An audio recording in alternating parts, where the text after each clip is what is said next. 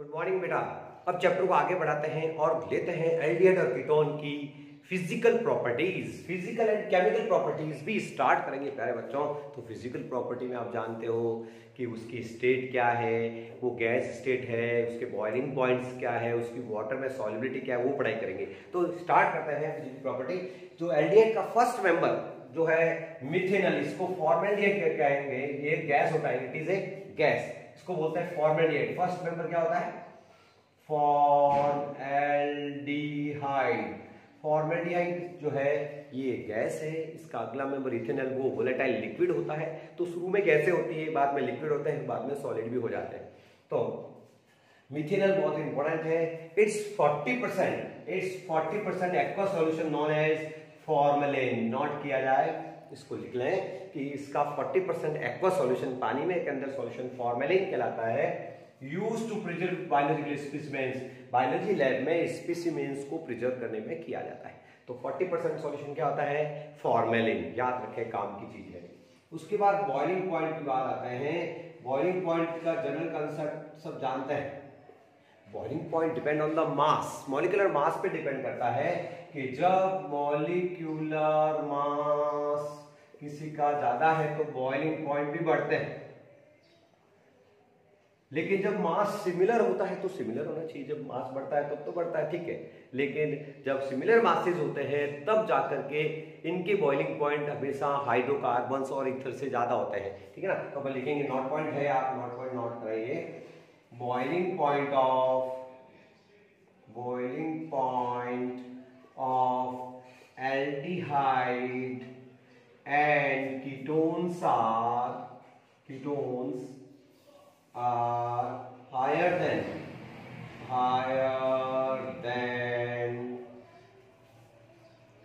ठीक है ना, compound higher than hydrocarbons, alkanes, hydrocarbons, ethers of similar masses, Why? क्यों ज्यादा होते हैं? Due to polarity, polar bond. ये भी क्या होता है बेटा? पोलर होते हैं ना। C डबल बॉन्ड हो, इन दोनों से इलेक्ट्रोनेगेटिव बॉन्ड है, ऑक्सीजन, तो ये कैसा बॉन्ड हुआ? Polar bond. तो पोलरिटी ज्यादा होती है, इसलिए इनके boiling point, melting point alkanes और ईथर से तो ज्यादा होते हैं, लेकिन अल्कोहल से ज्यादा नहीं होते हैं प्यारे बच्चों। क्वेश्चन आता है, why the boiling point of these compounds are lower than alcohol? क्योंकि अल्कोहल में क्या होता है? अल्कोहल आते नहीं है साहब। अल्कोहल में क्या होता है? हाइड्रोजन बॉन्डिंग होती है। तो आप लिखेंगे due to hydrogen bonding in the due to hydrogen bonding in alcohol. Hydrogen bonding होती है अल्कोहल्स में। Their boiling points are higher, their boiling points are high. Boiling point high होते हैं काफी, ये ध्यान रखना है। और कंपैरिजन कर लेते हैं, बढ़िया क्वेश्चन आता है। एक क्वेश्चन जरूर आता है, आप ध्यान रखें। क्या क्वेश्चन है कि यदि आपको इथेनॉल दिया हुआ है, फिर इथेनॉल दिया हुआ है, कीटोन दिया हुआ है, कीटोन तो हो नहीं सकता तो छोड़ो, कीटोन नहीं लेंगे यहाँ पे। 3 कार्बन्स का ले लेते हैं, तो इथेनॉल हो गया, ये प्रोपेन हो गई, ये ईथर हो गया, है ना। तो सबसे ज्यादा देखो, इनके मोलर मास निकालोगे तो अप्रोक्सीमेटली इसका 46 है। 12 + 3 + 12 + 2 + 16 + 1, इसको जोड़ोगे तो 46 आएगा। इसका 44 आएगा, इसका 44 आएगा, इसका 46 आएगा। तो हिसाब से सबसे ज्यादा मास किसका है? मास तो कंपेरेबल मास है, 46 44, तो ये तो इक्वल है अप्रॉक्स। जब इक्वल मास होता है प्यारे बच्चों तो बॉइलिंग पॉइंट तो इक्वल होना चाहिए। लेकिन सबसे ज्यादा हीरो किसका होता है? फर्स्ट इसका होता है बेटा, सेकंड इनका, थर्ड इथर्स नंबर ले जाते हैं, और सबसे कम इनका होता है। क्यों? क्योंकि सबसे ज्यादा इसका हाइड्रोजन बॉन्डिंग होती है। तो सबसे कम इंक्रीजिंग ऑर्डर में जमा ना हो तो सबसे कम किसका? 4th नंबर एल्केन्स का, सेकंड नंबर थर्ड इथर्स, फिर सेकेंड वाले और फिर फर्स्ट वाले का सबसे ज्यादा होता है, अल्कोहल का बॉइलिंग पॉइंट सबसे ज्यादा होता है। ठीक है ना, एक चीज क्लियर होगी। और एल्डिहाइड और कीटोन यदि आ जाए तो कीटोन का कम हो जाएगा, क्योंकि एल्डिहाइड ज्यादा पोलर होते हैं। देखो कीटोन में क्या होता है, RCOR, ये दोनों तरफ से क्या होगा, उनका प्लस इफेक्ट होगा, दोनों तरफ से इलेक्ट्रॉन देता है, इसलिए पोलैरिटी कम हो जाती है। तो इन दोनों भाइयों में, एल्डिहाइड और कीटोन में, एल्डिहाइड का हमेशा बॉइलिंग पॉइंट ज्यादा होगा, क्योंकि पोलैरिटी भी ज्यादा होती है।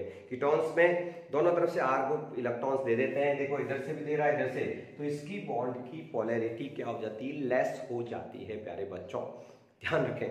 ओके, और अब छोटी सी बात है, अब अपन पढ़ लेते हैं क्या, वाटर में सॉल्युबिलिटी।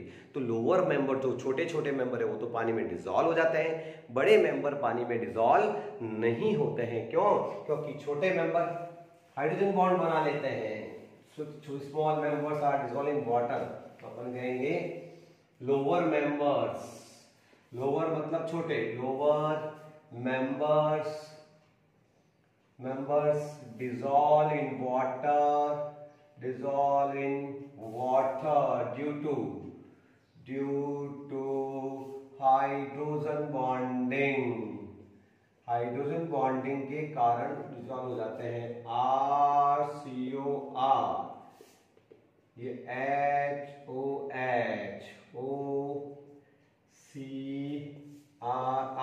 ये देखो हाइड्रोजन बॉन्डिंग, दो के बीच में सैंडविच, दो इलेक्ट्रोनेगेटिव के बीच में सैंडविच हो गया, ये सैंडविच हो गया। तो हाइड्रोजन बॉन्ड बना लेते हैं प्यारे बच्चों छोटे मेंबर्स, इसलिए पानी में डिसॉल्व हो जाते हैं। बड़े मेंबर्स जो होंगे वो पानी में डिसॉल्व नहीं होते हैं। तो ये फिजिकल प्रॉपर्टी कोई ज्यादा बड़ी नहीं थी। अब स्टार्ट करने वाले हैं केमिकल प्रॉपर्टीज, और वो है न्यूक्लियो, और main reaction of this chapter are nucleophilic addition reaction is the main reaction of this chapter. वो अब स्टार्ट कर रहे हैं बच्चों। हाँ बेटा, अब शुरू करते हैं इस चैप्टर की मेन केमिकल प्रॉपर्टीज क्या क्या है। ठीक है ना, कौन कौन से रिएक्शन देते हैं ये, तो मेन बेटा है ये सबसे मेन रिएक्शन होती है nucleophilic addition reaction is the main reaction of this chapter. ये मेन रिएक्शन है बेटा न्यूक्लियोफिलिक एडिशन। फिर क्या पढ़ोगे, रिडक्शन रिएक्शंस पढ़ेंगे, फिर ऑक्सीडेशन पढ़ा जाएगा, फिर reaction due to alpha hydrogen. Alpha hydrogen acidic होता है, इसलिए उसकी रिएक्शन भी है अच्छी। और अदर रिएक्शन में आ जाएंगे आपके इलेक्ट्रोफिलिक सब्स्टिट्यूशन रिएक्शन है, नाइट्रेशन, सल्फोनेशन, वो सब। ठीक है ना, तो मेन रिएक्शन चैप्टर की है न्यूक्लियोफिलिक एडिशन रिएक्शंस। तो न्यूक्लियोफिलिक एडिशन रिएक्शन शुरू करेंगे, और इनमें क्या होता है, न्यूक्लियोफाइल पहले ऐड होता है, इसलिए इनको कह दिया न्यूक्लियोफिलिक एडिशन रिएक्शन। ठीक है ना, in these reaction nucleophile add in RDS rate determination step, rate decide करने वाले स्टेप पे होगा। और इसका जनरल मैकेनिज्म क्या है, general mechanism of reactions are, general mechanism of reactions क्या है, जनरल मैकेनिज्म देखना, C डबल बॉन्ड O, और फर्स्ट स्टेप पे न्यूक्लियोफाइल ऐड होता है। ये इलेक्ट्रोनेगेटिव ज्यादा है, न्यूक्लियोफाइल कहां जुड़ेगा इसमें, ये स्लो स्टेप होता है। और इंटरमीडिएट क्या बनता है, NuO पे माइनस, ये स्टेबल इंटरमीडिएट। स्टेबल क्यों है बेटा, O पे नेगेटिव चार्ज होना अच्छी बात है, O पे नेगेटिव होना चाहिए। यदि उल्टा कर दें और जो मेन स्लो स्टेप होता है उसी को रेट डिटरमिनेशन स्टेप कहते हैं। इसमें अपन देखेंगे तो इसमें ये sp2 हाइब्रिडाइज्ड है कार्बन, लेकिन इसमें आपके कार्बन टेट्राहाइड्रली अरेंज होता है sp3 अरेंज। ठीक है ना, टेट्राहाइड्रल फॉर्म में रहता है, स्टेबल इंटरमीडिएट बनता है। और इसके ऊपर फिर अटैक होता है किसका, इलेक्ट्रोफाइल का। इलेक्ट्रोफाइल कहां जाएगा, O पे अटैक करेगा, और एडिशन से जो बनेगा वो एडक्ट बनेगा। क्या बनेगा, यहाँ तो न्यूक्लियोफाइल और यहाँ पे इलेक्ट्रोफाइल, और ये जो प्रोडक्ट होगा एडिशन प्रोडक्ट को हमेशा एडक्ट कहते हैं। एडिशन प्रोडक्ट क्या होता है, एडक्ट कहलाता है, जनरली इजीली इसमें ऐड हो जाता है एडिशन प्रोडक्ट, है ना। बहुत सारा एग्जांपल है इसमें। अब न्यूक्लियोफिलिक एडिशन रिएक्शन आप कौन रिएक्टिविटी देखनी है, इसके टूवर्ड्स रिएक्टिविटी देखनी, कौन जल्दी देगा और कौन लेट देगा। तो आपको factors affecting nucleophilic reactivity of nucleophilic addition reaction, इस पे क्वेश्चन बहुत आते हैं, आप इसको नोट करें। और हेडिंग क्या डालेंगे, reactivity towards nucleophilic addition reactions. तो हेडिंग डालना है reactivity towards nucleophilic addition reaction, nucleophilic addition reaction, कौन जल्दी देगा कौन लेट देगा, ठीक है ना। तो आपसे पूछेगा which give faster which give slower, तो आप आराम से इसको दे सकते हैं। तो स्टार्ट करते हैं अपन कि कौन फास्टर देगा। मान लीजिए ये ले रहा हूं मैं मिथेनॉल, उसके बाद में इथेनॉल, ये आपके कीटोन प्रोपेनॉन हो गया, ये 2-ब्यूटेनॉन हो गया। अब आपसे पूछेंगे क्वेश्चन, ये एज ए क्वेश्चन ही करते हैं अपन, which gives nucleophilic addition faster, कौन जल्दी देगा, रिएक्टिविटी समझानी है। तो आप बहुत आसान तरीका है, आप फॉर्मेलिटी इसको खोल दीजिए मिथेनॉल को, कोई टेंशन नहीं, इसमें आप ध्यान दीजिए, इसको खोल दिया, इसको अपन ऐसे लिख सकते हैं, और उसके बाद में CH3 C double bond O CH2 खोल के लिख दिया, कोई दिक्कत नहीं। इन दोनों से इलेक्ट्रोनेगेटिव ये है, इस पर नेगेटिव चार्ज आ जाएगा, इस पर पॉजिटिव चार्ज। अब मुझे बताओ, देखो ये सब में खींच रहा है, इस पे कार्बन पर इलेक्ट्रॉन डेफिशिएंसी हो गई, कमी हो गई, ये हालत खराब है इसकी, ठीक है ना। इसका कोई इफेक्ट नहीं पड़ता है, H का कोई इफेक्ट नहीं है, जबकि मिथाइल का कौन सा इफेक्ट पड़ता है, प्लस आई इफेक्ट। तो जब ये इधर से विड्रॉ कर रहा है, खींच रहा, तो ये यहाँ से इलेक्ट्रॉन दे देगा, तो इसको स्टेबिलिटी आएगी थोड़ी। यहाँ पे प्लस आई इफेक्ट और बढ़ा, देखो 2 जने देने आ गए, तो प्लस आई इफेक्ट इंक्रीज हो रहा है, इधर से इधर जा रहा है, तो कौन सा इफेक्ट होता है, प्लस आई इफेक्ट इंक्रीज हो रहा है, फर्स्ट आई इफेक्ट बढ़ रहा है इधर, ठीक है ना। मिथाइल का और ज्यादा होता है प्लस आई इफेक्ट, ठीक है ना। और प्लस आई इफेक्ट बढ़ने से रिएक्टिविटी कम हो जाती है, क्यों, क्योंकि इधर से खींच रहा है, ठीक है ना, ये तो कोई दे नहीं रहा है, और इसमें देने वाला 1 जना आ गया, इसमें 2 जना, तो आने वाला न्यूक्लियोफाइल फिर जल्दी किसमें आएगा, इसमें। यहाँ तो मिल रहा है, यहाँ भी 2 जने देने वाला आ गए, यहाँ भी देने वाला आ गए, तो सबसे ज्यादा रिएक्टिव कौन हो गया, मिथेनॉल, उसके बाद ये। तो पहला फैक्टर तो है आपके I effect, electronic factor increase हो रहा है, तो रिएक्टिविटी क्या हो रही है, decrease, reactivity towards nucleophilic addition decrease, तो डिक्रीज होते हैं। और एक फैक्टर और याद रखना है, एक तो है इलेक्ट्रॉनिक फैक्टर, एक फैक्टर और ध्यान रखना है, एक तो आई इफेक्ट आता है, एक स्टेरिक हिंड्रेंस याद रखिए, स्टेरिक फैक्टर, ये भी इंपॉर्टेंट है। स्टेरिक फैक्टर क्या होता है, स्टेरिक फैक्टर, ठीक है ना। ये कौन डालता है, बड़े समूह, बड़े समूह क्या करते हैं, अटैक में दिक्कत करते हैं, उसको बोलते हैं हिंडर। तो बड़े समूह कहाँ है, ये तो टावर है, छोटे ग्रुप, ये छोटा ग्रुप है, ये बड़ा ग्रुप आया, ये 2 बड़े ग्रुप आ गए और बड़े ग्रुप आ गए, तो स्टेरिक हिंड्रेंस बढ़ेगा तो रिएक्टिविटी कम होगी। तो due to bulky group, due to bulky का मतलब बड़े, due to bulky group steric hindrance increase, steric hinder increase, reactivity और डिक्रीज, रिएक्टिविटी डिक्रीजेस, तो डिक्रीज होती जाती है रिएक्टिविटी। तो ये 2 फैक्टर याद रहते हैं, electronic factor and steric factors are the effect to the nucleophilic addition reactions. तो मेरे बच्चों ध्यान रखना है कि कौन जल्दी देगा, आई इफेक्ट यदि बढ़ेगा तो रिएक्टिविटी कम होगी, और स्टेरिक हिंड्रेंस भी बढ़ रही है तो उसमें भी रिएक्टिविटी कम होती जा रही है। अब एग्जाम्पल्स की बरसात होगी, बहुत सारे एग्जाम्पल्स है, तो स्टार्ट करेंगे examples of nucleophilic addition reactions. मेरे साथ साथ इसमें आप हेडिंग डाल देंगे, इसका स्क्रीनशॉट ले लेना, ठीक है ना। तो रिएक्टिविटी क्या समझ में आ गई, सबसे ज्यादा फास्टर ये देगा आपकी न्यूक्लियोफिलिक एडिशन, इसमें फास्ट होगा। अब स्टार्ट करते हैं एग्जांपल्स, बहुत सारे एग्जांपल्स हैं, सब रिएक्शन एक इजी है, addition of Grignard reagent, addition of alcohol, addition of HCN, addition of sodium bisulphide, बहुत ही शानदार एग्जांपल्स हैं।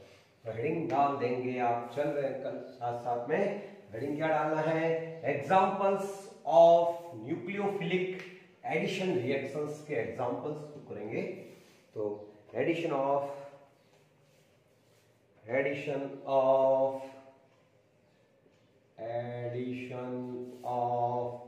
न्यूक्लियोफिलिक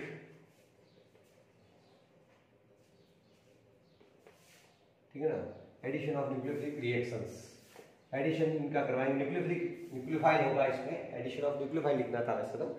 और स्टार्ट करते हैं सबसे पहले addition of HCN hydrogen cyanide, addition of HCN hydrogen cyanide, hydrogen cyanide जान गए आप, कोई दिक्कत नहीं है। कैसे ऐड करना है, वही अपना मेन हीरो, एडिशन साइनाइड का करना है, कैसे करना है, H प्लस और CN माइनस, कौन इलेक्ट्रोनेगेटिव दोनों में से, O, H प्लस यहाँ अटैक करेगा, साइनाइड इधर जाएगा, क्या बनेगा C, यहाँ पर क्या आ गया साइनाइड, ये हो गया OH। तो इससे जो बनेगा जिस पर साइनाइड भी हो और OH भी हो उसको साइनोहाइड्रिन बोलते हैं। क्या बोलते हैं, साइनोहाइड्रिन। और साइनोहाइड्रिन एक इंपॉर्टेंट एडिशन प्रोडक्ट है, बहुत इंपॉर्टेंट यूजफुल सिंथेटिक प्रोडक्ट है, यूजफुल सिंथेटिक प्रोडक्ट है, सिंथेटिक प्रोडक्ट है। इसको आगे भी साइनाइड का रिडक्शन अपन आगे करवा सकते हैं। तो साइनाइड की रिएक्शंस भी आगे ध्यान रखनी है, क्योंकि साइनाइड की रिएक्शन आगे क्या होती है पता होगा आपको, साइनाइड की रिएक्शन बहुत इंपॉर्टेंट होती है। साइनाइड का यदि कंप्लीट हाइड्रोलिसिस करा दिया जाए तो वो एसिड बना देता है एक्चुअली, कंप्लीट हाइड्रोलिसिस में OH, H, O और H2, तो वो क्या करता है कि बना देता है इसमें आपके एसिड। इसी तरह से ये एमाइड बना देता है, ये ध्यान रखना आप।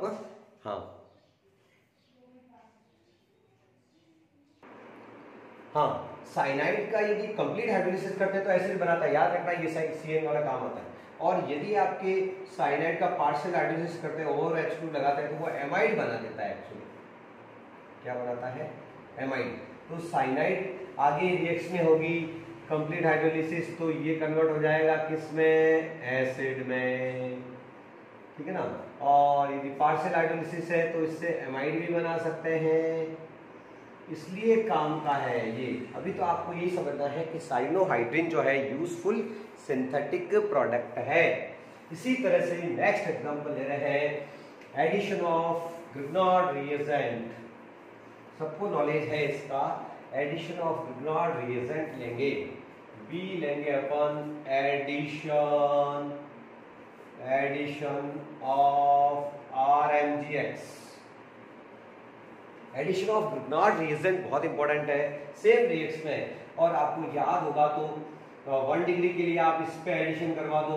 और मिथाइल कैसे लेना है, CH3C डबल बॉन्ड OH, आपको कुछ नहीं करना है, यहाँ मिथाइल मैग्नीशियम आयोडाइड ले लीजिए।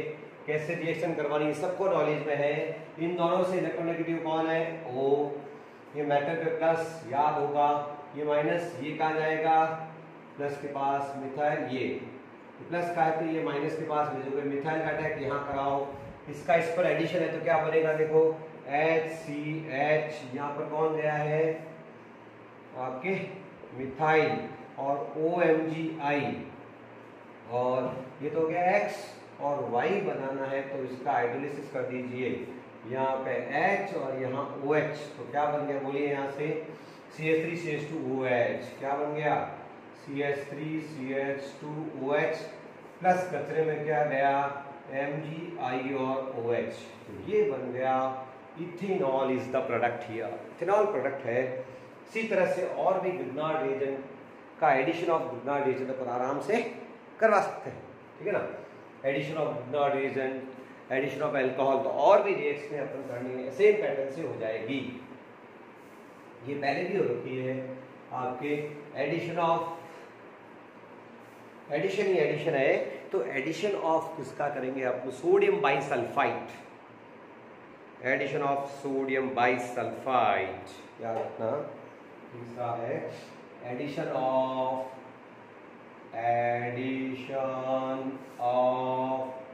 Sodium bisulphide. सोडियम बाइसल्फाइड का फॉर्मूला क्या है, Na HSO3 सोडियम बाइसल्फाइड, इससे व्हाइट क्रिस्टलाइन प्रोडक्ट बनता है। क्या बनता है? White crystalline product. Same pattern, sodium bisulphide को खोल के लिखो NaHSO3। ओके, इसमें क्या करो, H को अलग कर दो, SO3Na इसमें अलग रहता है, ये माइनस पार्ट है, ये इलेक्ट्रोनेगेटिव है, यहाँ पर H जाएगा, ये माइनस पार्ट इस पे जाएगा न्यूक्लियोफाइल, तो क्या बनाएगा दोस्तों, ये बनाएगा आपके SO3Na, यहाँ आ जाएगा ये OH, इसको होता है बाइसल्फाइड एडक्ट। क्या होता है? ये होता है white crystalline solid, white solid होता है, व्हाइट क्रिस्टलाइन सॉलिड होता है ये, ठीक है ना। और एडिशन प्रोडक्ट है बाइसल्फाइड एडक्ट, सोडियम बाइसल्फाइड से व्हाइट क्रिस्टलाइन सॉलिड बनता है, ये नोट कर रहे हैं। ये भी एडिशन रिएक्शन का बढ़िया एग्जांपल है। नेक्स्ट एडिशन लेते हैं अपन, addition of alcohols, addition of alcohol. ये सारे न्यूक्लियोफिलिक एडिशन के एग्जांपल्स हैं, तो आप मेरे साथ साथ नोट करेंगे एडिशन ऑफ अल्कोहल्स। यदि एल्डिहाइड पर अल्कोहल एडिशन होता है तो एसिटल बनता है, और कीटोन पे होता है तो कीटल बनता है, तो एसिटल कीटल बनेंगे। क्या बनेंगे? एसिटल्स एंड कीटल्स की फॉर्मेशन होगी। तो एसिटल कीटल को अपन बनाते हैं, यूज करते हैं एसिटल एंड कीटल फॉर्मेशन। कैसे? एडिशन ऑफ अल्कोहल से, एडिशन ऑफ अल्कोहल्स। फॉर्मूला क्या है? ROH। सबसे पहले एल्डिहाइड लेते हैं, CH3C डबल। सभी रिएक्शनें देख रहे होंगे एक ही पैटर्न से हो रही है, कोई टेंशन ही नहीं, ठीक है ना। मेन हीरो कौन है? अपने ये वाला CO, और अल्कोहल का एडिशन करवा रहे हैं, इन दोनों से इलेक्ट्रोनेगेटिव ये यहाँ पर नेगेटिव चार्ज, इस पे प्लस, ये कहाँ जाएगा? O के पास, ये R जाएगा। तो पहले तो बनता है हेमी एसिटल, यहाँ बोलो, ये आ जाएगा CH3CH OR, और ये आ जाएगा आपके OH। तो पहले तो बनता है हेमी एसिटल।